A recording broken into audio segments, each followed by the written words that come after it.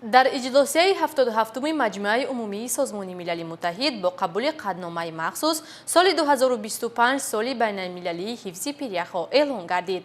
تشبث بشردوستانه از طرف پرزیدنت جمهوری تاجیکستان پیشوای ملت محترم امامعلی رحمان پیشبری شده با اتفاق آرا قبول کرده شد. با قبول این قطعنامه در سطح گلوبالی اندیشیدن چاره‌های دست جمعانه و تطبیق نقشه‌ها به خاطر حفظ پیریخ‌ها تقویت یافت. در این قطعنامه هم اعلان روز بین المللی و هم سال بین المللی حفظ پیریخ‌ها درج گردیده است که با پشتیبانی 153 کشور اعضای سازمان ملل متحد پذیرفته شده است.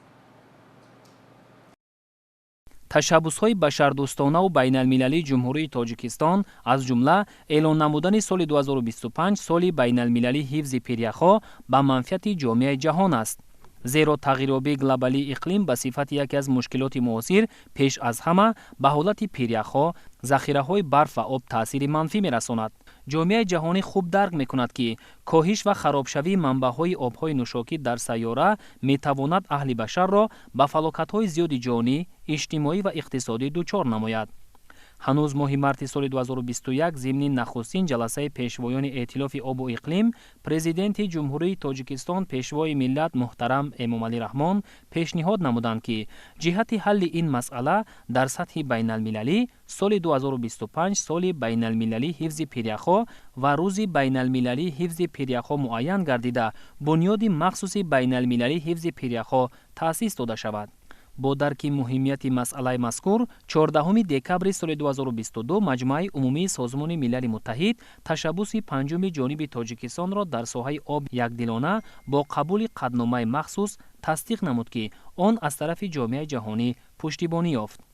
در قطعنامه مذکور اهمیت پیریخ‌ها همچون جزء ترکیبی دور هیدرولوژی و تأثیر جدی آبشوی با سرعت آنها به اقلیم، محیط زیست، سلامتی انسان و رشد استوار درج کرده شده است. اینچنین در این سند تاکید شده است که تأثیر گرمشوی گلوبالی باعث کاهش گسترده کریوسفر شده است که در نتیجه استواری در منطقه‌های بلندکوه کم شده، مقدار و موسم مجرای آب و ذخیره‌های آب را در حوزه‌های دریاهای برف و پیریخدار تغییر داده است.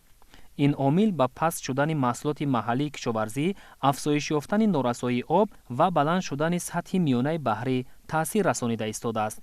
کارشناسان بر آن نظرند که قبول این قطعنامه و دیگر تشبث‌های به آن علاقه‌مند جهت در سطح گلوبالی اندیشیدن چاره‌های دسته‌جمعانه و تطبیق عمل‌ها به خاطر حفظ پیریخ‌ها را تکان تازه خواهد بخشید.